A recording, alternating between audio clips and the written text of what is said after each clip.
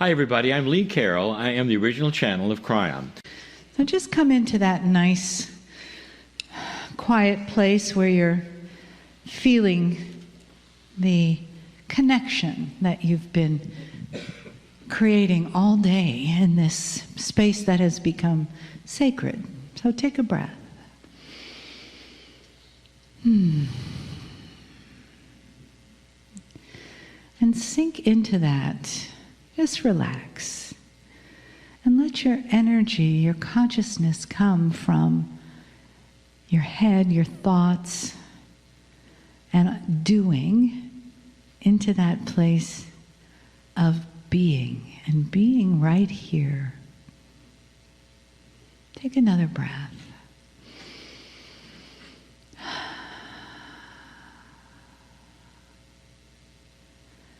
And as you breathe, feel your heart. Just feel your heart. There it is, doing such a wonderful job of keeping you alive, but also connecting you with a field of compassion and coherence that's created as we are here together for ourselves, but also for each other, for this family, for the space that we hold for each other, and the place that we get to together. Because it does take a village, it takes a family to create a sacred space and to hold it for each other, and to bring the energy of the divine here, right here, in whatever way you experience that. We experience it together. And take another breath.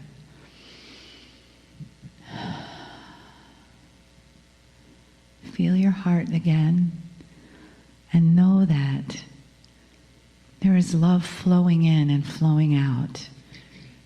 With each breath, there is the honoring of the human flowing in and flowing out. And there is the information that's so lovingly and beautifully given to that heart and your soul from Kryon. Greetings, dear ones. I'm Kryon of Magnetic Service. This is part 2 of something that we titled The Journey of the Human Soul. And in part 1, we talked about that which was soul preparation. Not only that, we spoke of the beauty of what the soul is, made in His image, part of God. Not part from, but a part of. That is who you are at a spiritual level. All hidden from you very well by coming down in a corporeal form and working in what you would call 4 dimensions. We spoke also about that which was added to that beautiful soul that was needed for those special old souls to come in, memory. The intrinsic abilities from a past life that simply are in the DNA. These things, we didn't say, are stored in certain portions of the DNA of your body. If you had to know where these things are, that's where they are. You have to have a corporeal storage medium, even for esoteric things. It cannot all then reside in some consciousness space that you can identify. It's all in the DNA. There's room in the DNA for so many things besides the blueprint of the human body. Your Akashic record is there. There's more. There are some overlays, I'll call them, that have nothing to do with the storage of abilities or past lives or memories. But even before we go to the overlays, I want to tell you this. Everything that happened in all of your lives is still there. Even some of the remarkably boring things are still there. Some of you pick these up, dear ones, in dreams, especially what I will call dreams that repeat. You find yourself in a place you've never been, doing something you've never done, over and over. This is classic memories of small, detailed things that made a difference somehow in a past life. It's all there. Past life readers will tell you one of the attributes of reading is that it's not time-stamped. And what I mean by that is you can't go back and locate necessarily what lifetime number it is. You might analyze where it was in history by what you feel you might have been wearing, but that's it. So the Akashic memory, called the past life memory, is not arranged like a library. It's not numbered. You remember energy. And the energies come to the surface that are most profound for you now. And in this new energy, I'll tell you, the ones that come to the surface, an old soul, are shamanic memories. You're starting to remember wisdom. The entire basis for the sisterhood, as you know it,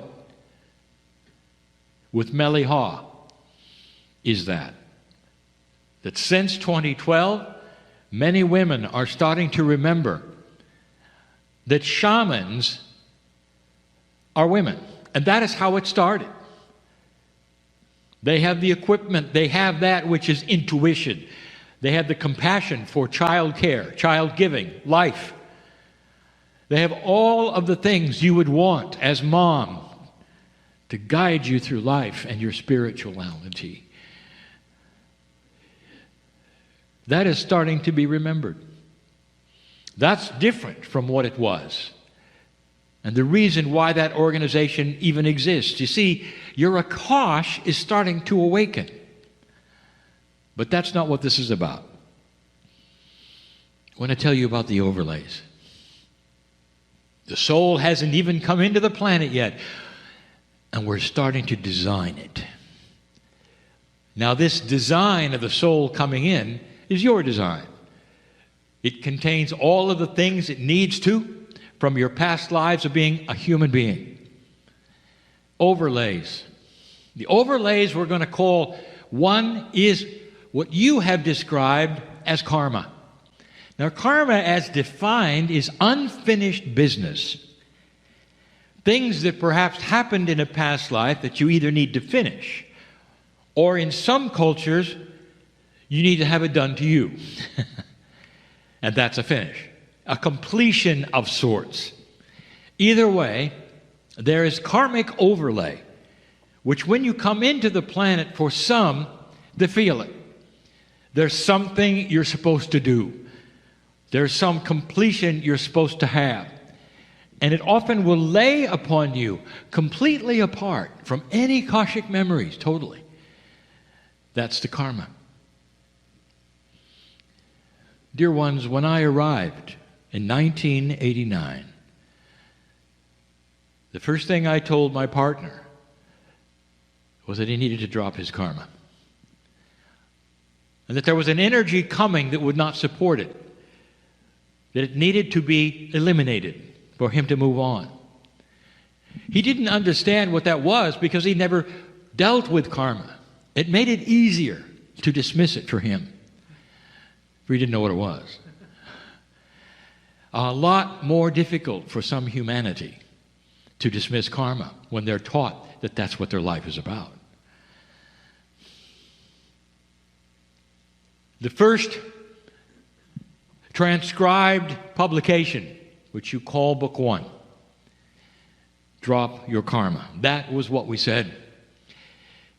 It was an engine of energy for an old time.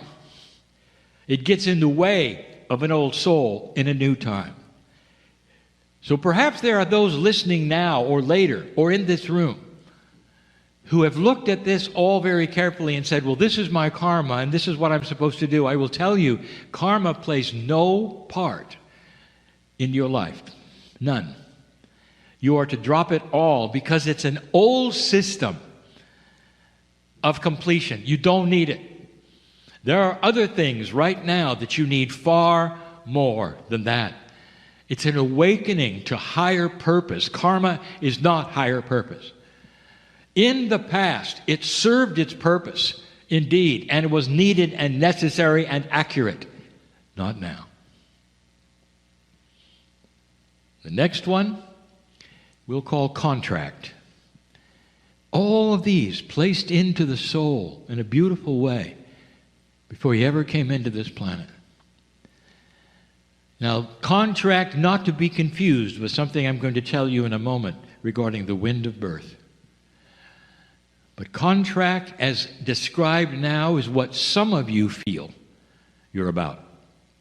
I've come into this planet, you say, in order to build a healing center, in order to write a book, in order to do this or that. I have come with my talents in order to add something to this and make this happen. I can feel it.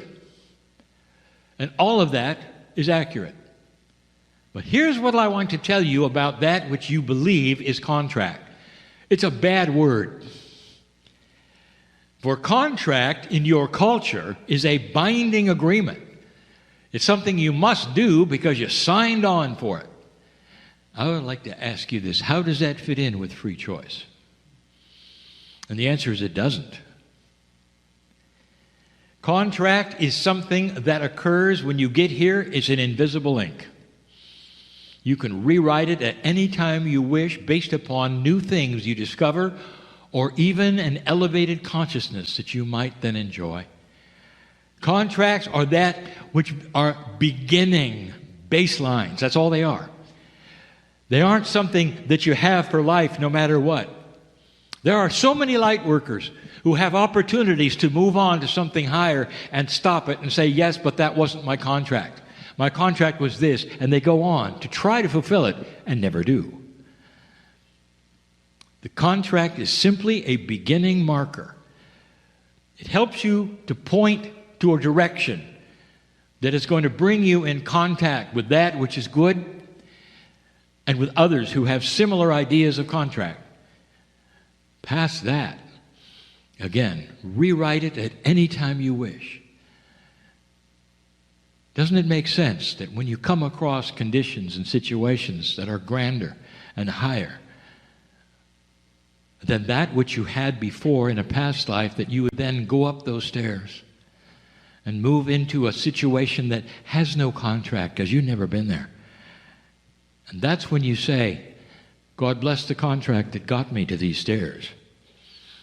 You bless it and send it away and climb them into a higher consciousness in a new part of life with new people and new friends, new locations, all of these things that had nothing to do with the energy of your birth. I hope you would understand that. That is the difference between what you thought was a contract and now what is the truth of a contract. Old soul, you have free choice. You have free choice to move to higher consciousnesses. You have free choice to change your ideas of what this planet needs, where you fit in, and not be a slave to something that you felt in an old energy that you felt was you. Because that which is you can be redefined completely by you at any time you want. Anytime. We gave a dramatic demonstration of this not too long ago. We told you you're defined from birth. As a review, we told you that if you take a sticky note and start writing all the things that define you and put it on your body, you're going to have that which is defined from your gender. You're going to be defined by your culture, who you are, what you are, even that which you're supposed to believe because of birth. That which your parents taught you, that which your instructors taught you, sticky, sticky, sticky, sticky. That's who you are. And you walk around with all the sticky notes and everybody reads them. That's who you are. What part did you play in that? The answer is none. We said maybe it's time to to do what the dogs do when they take a bath and shake so much that all the sticky notes fall off. And then you take one and define it for the first time. Who am I? And you write it carefully. Child of God. Put it on. And you go from there. And no place on there is a sticky note with your contract, because it's fallen off with all of the others. Because you're now free choice to see things at a higher level than ever before.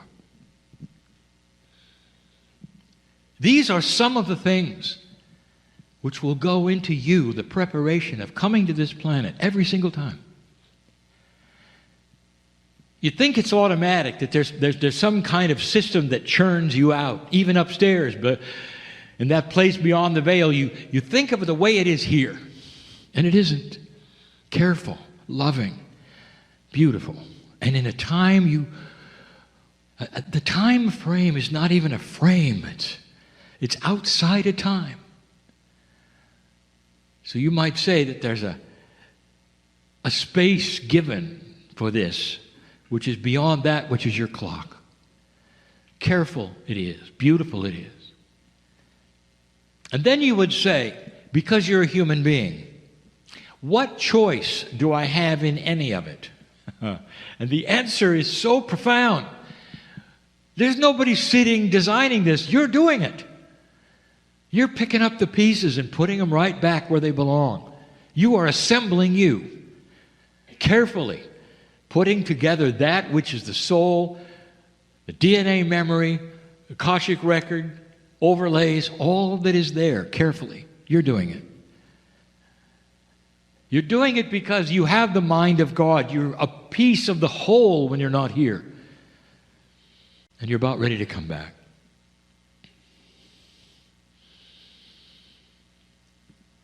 This is where it gets complicated and magnificent. We have told you there is something called the wind of birth, and we can't define it. 2 other times we've tried. There are no words. Imagine you stand on the other side of the veil and there is seemingly a wind blowing. And through that gap going to the planet, the wind blows toward you, goes up. Because that's where you're going. You're sensing all of the energy that is there.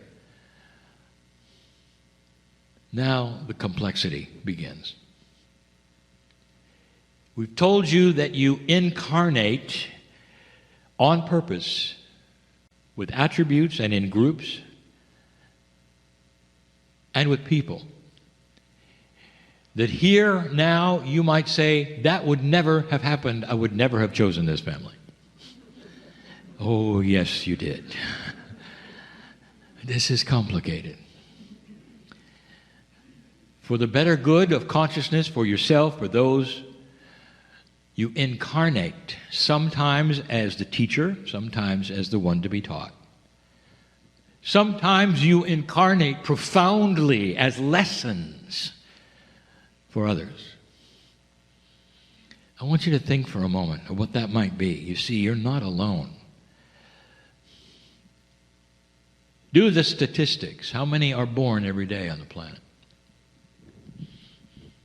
Take that number and imagine for a moment that day you're all together at the wind of birth. Let's say that there's a stadium full of you, but you all know one another. And the magnificence of this meeting is you all know where you're going and what you're going to do. If this were an earthly meeting, there would be tears. Tears of appreciation and joy for what you're about to do. And one by one, you will watch the souls go into that place, that wind of birth, and into a corporeal body on the other side.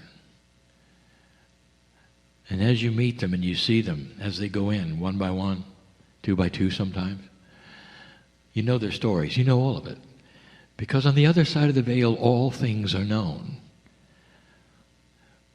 Other souls just like you, some of which you know, some of whom you know. are there, coming back. Some of them you recognize because they're going to be in your group. Eventually, when you get there and you meet one another, some are not. They're going to their own groups. But the profound ones are happening as well. There goes that one. Blessed is he who's decided to come to the earth and live for 3 months and come back. Are you getting this? That was the choice of the soul. To come in and die early because there was something to tell a parent. It was a bond of love or not, depending upon how the parents chose to see it. He was coming down to do something that would seem so sorrowful at the moment. And yet it would make such a difference in their lives forever. And that was what he was going to do. Another one was coming in to live until they were a teenager. Another one just like that until they were 24. And at that time they knew that in the field, the potential and the family and all the things around them is that they would come back with their own choice through what you call the shame of suicide. They went in with that potential, dear ones, and it wasn't shameful. It was something designed to kick the parents in the pants and make them have decisions they would never have made otherwise, or maybe to put them in a place where they'd look around and search for God and find it. You think of that? That's a sacrifice. That's not shameful. That's beautiful. Think of somebody who would go through that and think, this is going to change the life of my parents. And for a little while it's going to be something shameful, but there'll come a time perhaps when they will celebrate my life and thank me for this, because now they are old souls who awaken. They're helping the planet, and they never would have before. And that's my purpose. Now that is another kind of contract, isn't it? That is a contract that could be or could be not manifested, depending upon what happens when you get to the planet at the wind of birth. That's one you often make up as you go in and choose your parents. Many right now are choosing the same parental DNA. They're coming back as another generation in the same family. What this means is that some of you moms and dads are very quiet about what you suspect, that your parents are your grandchildren. And you see it in their eyes. And every once in a while when they're young, they'll look at you and say something. And you'll know that's true. Because they're saying things they're not supposed to know. This is how profound the difference is today, coming into the planet, as it was in the days of karma, when there was an old type of push and pull energy that pushed you into and pulled you out. The energy of completion. That's not what this is about anymore. You watch others go into that wind of birth, into the families that they have chosen, the cultures they've chosen, the groups they've chosen. You watch the few who know this is the life where they'll change gender. And they know what that's going to be like. And that's going to be a difficult life for a little while, only for a little while. They know what it means because they've done it before. You've all done it before. There's a lot of backslapping that goes on at the wind of birth. That's the best thing I can tell you of how this feels as a soul coming in, knowing that in a moment everything spectacular and knowing will go away. And in that, the wind of birth, you're taken down to the basics. There's nothing wrong with a corporeal body, but dear ones, low consciousness is so dark from where you've been. There are things happening on this planet right now, multiple things to change the energy of the wind of birth. And I'm going to close with this because I'm not quite finished, and I'll continue tomorrow. Tomorrow I'm going to talk about how it feels to awaken from this. What are some of the attributes that push and pull the awakening of this? If you come in with full equipment, let's say you come in with a ton of things in your soul. They don't weigh a thing, but that's what it's like with libraries full of things. And then I tell you, you're on book 1, page 3. That's who you are, humanity. But suddenly, in this new energy, the library starts to show. And at that wind of birth, what those right now who are coming in today, right now, over and over, right now, at the wind of birth, who are listening to this and smiling, they know something. And I want to tell you something about what they know. That when they arrive on this planet and start to grow up, almost immediately they're going to remember things they never remembered before, because evolution is starting to happen in consciousness. Some of them are going to walk early. Some of them are going to read without teaching. You're going to start remembering the things that you did before and move on quickly. But most, the wisdom, they'll know who they are. At some level, they know they're an old soul. At some level, they're starting to be interested right away in esoteric things instead of waiting until they're 40. You've met some of these. There are young people walking on this earth right now who are very interested in who they are. They're moving in the circles of what young people do, listening to their own music. They have their own habits and looks, but I'll tell you that they're very interested in esoteric things. They've made some interesting decisions, not to go to church, not to have children for a while. They're looking at things that you never looked at that way. That perhaps your children never looked at it that way. These are the new human beings, starting to act differently, socialize differently, come to meetings like this differently. That's who they are. It's happening now, right now. That's going to happen with you as well. Old souls will pick up where they left off. You will not have to learn all this again. And that means that all the mistakes you've made, you'll never make again. When you come back fresh, young, ready to go, and wise, it's a different life, dear ones. And that should make a difference to those of you who said, I'm never coming back. Yes, you are. Oh, yes, you are. But fresh and new and with the wisdom, right now, I'll tell you how you're feeling, old soul. You're tired. You're tired of battling the old energy for all these years to get you to a place called 2012. And now you go into another kind of battle, and that's called change. You're tired. Live your years, but when you come back at that wind of birth, I want you to hear my words again, and you will. When I say you're going to have a smile on your face, and you're going to say, is it my turn? Is it my turn? Is it my turn? Is it my turn? You want to come back because you know this is going to be fun. What you know is spectacular. And you've never, ever been born with this kind of consciousness, remembrance, before, ever. You'll go right to that which is compassionate and makes sense.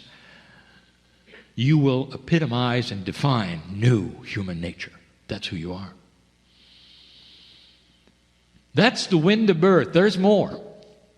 All the things that you might suspect that you always wondered about. At the wind of birth, that is where the decisions in the now are made about families and groups and genders, not some other time. You cannot say right now, I'm coming back as. And the only differences are when that is going to be something that's going to change the planet and you know it. There are a few who know what they're going to do when they get here. who know where they're going because it's part of an extension of now and what they're doing. You're in training for what's coming. Not all, but some. So it is complex, is it not?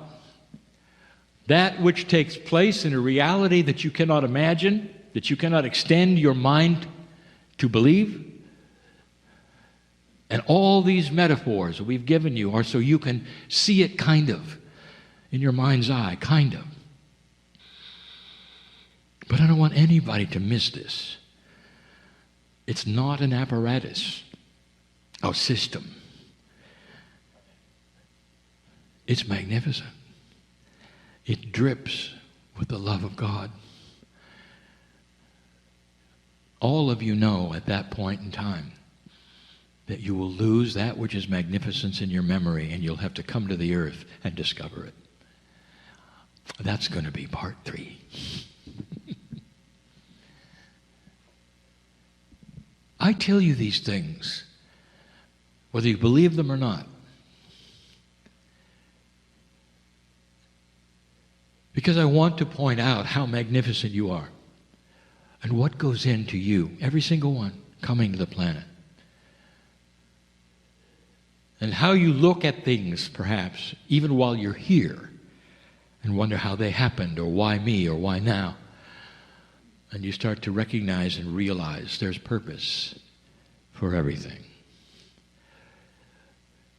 The wisdom of the old soul will look around and understand and realize some of the things going on a bigger picture of this planet and world are to prepare it for you coming back. That some of the things that seem unusually dysfunctional that might be happening now are on purpose. That sometimes it takes dysfunction to find out what function should be, especially when the new functionality is going to be a new paradigm. You cannot break paradigms easily. They don't flow into each other. They never have. You know that. Especially behavior. And so whether it's corporate or politic, or whether it's parenting or teaching, there are new paradigms afoot for all of that. All of that. Some will break before they restart. Some won't have to. We've talked about this. We've talked about an integration of one paradigm into another, and so slow change is possible. It is, but not for all.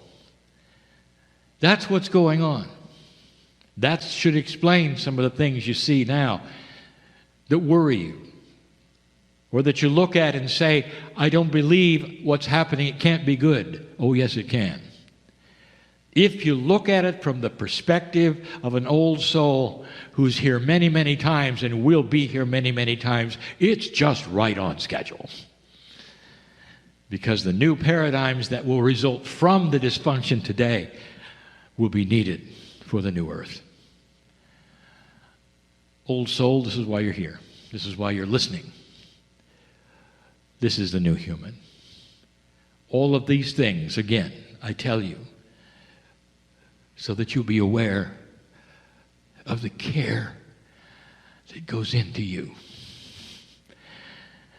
I hope your self-worth has been bolstered just a little by the knowledge of that piece of God in you being part of the whole. You know what God looks at you and sees? God sees God. More than children of God, part of God. That's who you are. I'll be back. We continue. And so it is. Hi, everybody. I'm Lee Carroll. I am the original channel of Kryon.